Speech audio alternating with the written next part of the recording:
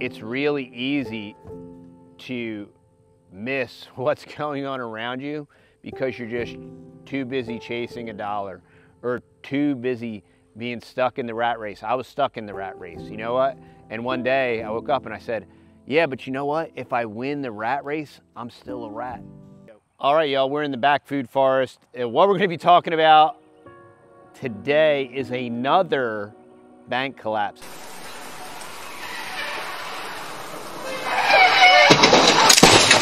Another Cali bank, y'all. We're in the back food forest and you can start to see things come alive. I like to document this for y'all. This is a much more mature side of the food forest, but then over here where we're reclamating our water and recapturing, we're continuing to plant new trees, and we've been getting a lot of rain. So I'm testing out this water reclamation redneck rig that we're doing, but it's working great so far. I think this is going to be a good year, but we'll keep you posted as we're going along here. So you can watch the Food 401k produce inflation-proof dividends. But anyway, so this was posted, I think this was on Zero Hedge today. Here we go again. Troubled California bank, PacWest, craters 60% on report. It's seeking buyers or capital raise. It's the same thing again. And if you didn't hear, the Fed raised the rate 25 basis points. So the Fed is continuing, which is actually kind of a good thing. But when the Fed raises the rate, it affects the bond performance, and these banks that do all this bond lending, this supposedly is why SVB got caught short and why there was a run on capital, even though Peter Thiel said, hey, get your money out if you got money like me, which I just like Catherine Russell Fitz, I do think it was a takedown. But we're seeing a 25-point raise in the basis points, and then we're hearing this report earlier today when Jerome Powell openly lied to the American people during the FOMC press conference, stating without a hint of irony that the U.S. banking system is sound and resilient. So we were talking about frothy, thick irony with the old Bud Light and the walrus mustachios in dresses and if you want great taste, all that stuff. Well, we have some more thick, syrupy irony here with Jerome Powell and the powers that shouldn't be and the international banking cartel. And all they do is lie. And you know how you know if they're lying? Because their mouth is moving. So these are all politics, and poly is many and ticks are bloodsuckers. So these are politics, y'all. The Federal Reserve Chair, Jerome Powell, says the U.S. banking system is sound and resilient. How could this former lawyer lie so brazenly to the American people? The narrator wondered when in just the past few weeks we have seen over $500 billion in bank failures, making the current bank failure episode even worse than the global financial crisis. Well, as usual, the narrator was right, because while Powell lies were still ringing in our ears, the next regional bank collapse was on its way. More spelling errors, y'all. I can't take it. I can't take it. Shortly after the close, Bloomberg reported that another regional bank, Cali-based bank, of course, did I write this? PacWest Bancorp was weighing a range of strategic options, including a sale. And I mean, this raise in basis points are going to kick it while it's down here. The Beverly Hills-based bank, whose financial condition, it appears, has been far worse than the Fed, which just hiked another 25 basis points, has been working with a financial advisor and has also been considering a breakup or a capital raise, according to Bloomberg sources. While it is open to a sale, the company hasn't started a formal auction process. And the way these bailouts work is JP Morgan's going to get JP Morgan, Bank of America, one of the top six. They're going to get all this FDIC money, and they're going to do some kind of split buy with this thing, and it's basically a taxpayer bailout. But the other intrinsic benefit to the big six is that they increase their balance sheet and they become even more too bigger to failer. And yeah, I'm making up words because the whole thing is Clown World 2.0. And I think we have a Clown World 2.0 t-shirt on our merch site. So this is a value for value proposition, y'all. If you do enjoy the content that we put out, we want to deliver, we want to be educational, we want to deliver some facts, we want to deliver some news, and we want to try to do it in a humorous way so that you can laugh a little bit, because if you don't laugh, you'll cry. And you know, we need to enjoy life while the lizard people and the banking cartel attempt to take over society.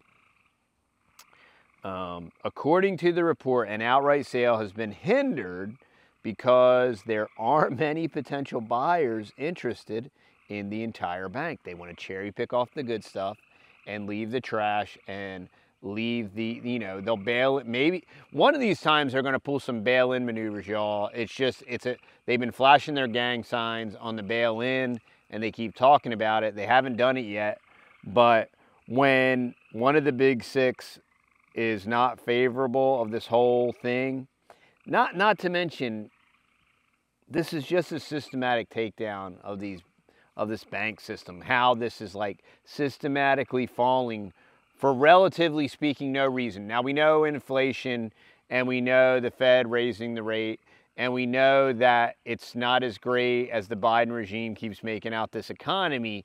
But then why would the Fed keep saying everything's great and everything's wonderful and there are no weeds, there are no weeds? You know, there are people on YouTube like that. Like, why do you got to talk about this stuff? There are no weeds, there are no weeds.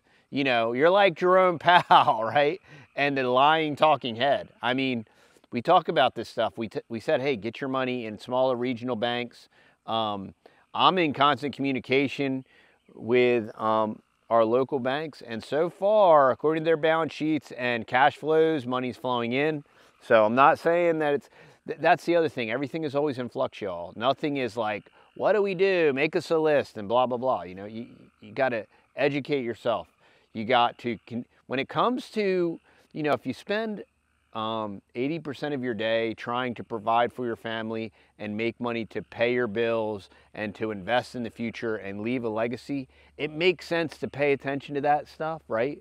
And to educate yourself about it so that you know what you're doing and not trusting.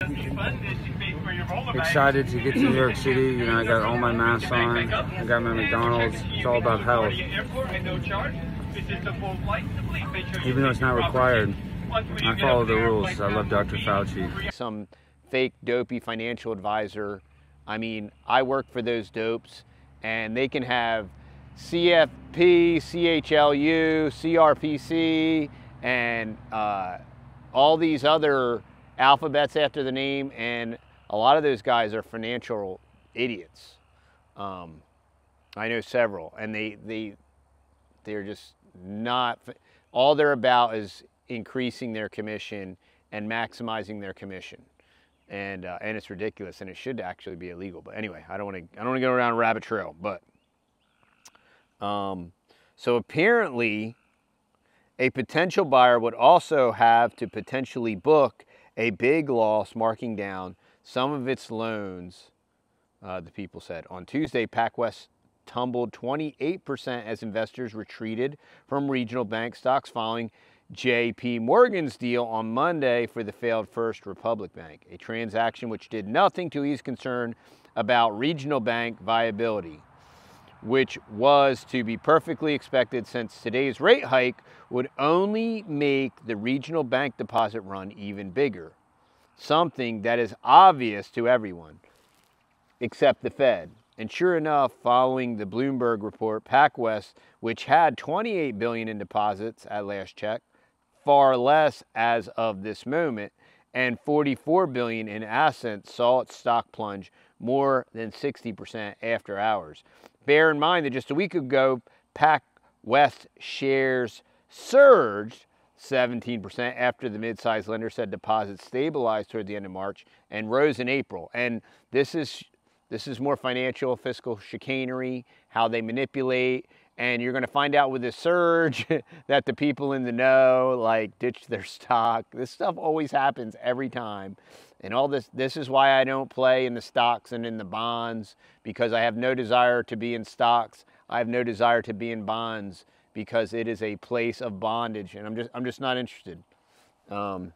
Importantly, deposits stabilized in the latter part of March and rebounded nicely in April, increasing approximately $700 million subsequent to quarter end. So somehow, the CEO and President Paul Taylor said that everything was great going into April, and here we are less than 30 days later, and somehow magically the bank is like almost in receivership. I mean, and people that pay attention to this stuff have been saying, hey, this is the first of many, and we're just watching it tick, tick, tick, tick, and for some reason they're all based out of Cali. For some reason the Fed is completely unaware of the scenario. Like, oh yeah, everything's great, all the banks are great. Tonight's dismal news comes 6 weeks after PacWest said it had shored up its access to cash by raising $1.4 billion via a lending facility from Apollo-backed investment firm Atlas SP Partners. So it got some venture capital money. According to its last public statement, PacWest had $29 billion in deposits, which is significantly smaller than SVB and FRC. But more problematically, over 3/4 of its lending is to real estate, and probably Cali real estate, and 8% to venture capital, which its VC business represents $6 billion in deposits at the end of March. So this thing could unravel instantaneously. Obviously, I mean, it already has. So we're watching another bank collapse. I'm still waiting for a bail-in. It's either going to be a taxpayer bailout and a big six ultra subsidized buy, where one of the big six gets all the cream assets, and then the taxpayer, discounts and buys all the trash, speculative trash off the bottom. But y'all, this is why you need a food 401k. This is why you need a little bit of food sovereignty. This is why you need a little bit of dirt to spread out. This is why you need chickens. You don't really need horses there, they just eat, okay? But you need cows, right? And you need ducks, and you need stuff that's gonna produce food, and you need to slow down, and you need to appreciate life, and you need to be thankful. And you need, it's really easy to miss what's going on around you because you're just too busy chasing a dollar, or too busy being stuck in the rat race. I was stuck in the rat race, you know what? And one day I woke up and I said, yeah, but you know what? If I win the rat race, I'm still a rat, and I'm not interested, So we loaded up our truck and we moved to Texas and we chose to live a more agrarian, simple lifestyle. We knew nothing about any of this stuff. And we started watching people on YouTube and get encouraged by what other people were doing, and then wanting to learn more skills and do more skills and do all the things. And now we're doing it, and now it's 8-9 years later, and we're 4 or 5 years into this growing our own food, and it is very satisfying, and it's just very assuring. We're very thankful to God for blessing us and giving us the dirt we got, and then giving us the ability to plant these wonderful food forests, and now it's going to pay dividends. And it's just from paying attention, making decisions, doing it now, and it's not too late. There is a reprieve here, and there's still time to positively make changes in your life and your lifestyle to benefit yourself and your family, and to feed yourself, and to become less dependent on the Babylonian synthesized concrete jungles and the cul-de-sac neighborhoods where and get away from the flashpoints, y'all. And we love y'all. We appreciate y'all. Thank y'all for buying, being faithful customers to us at TheTexasBoys.com. and we'll see y'all in the next video.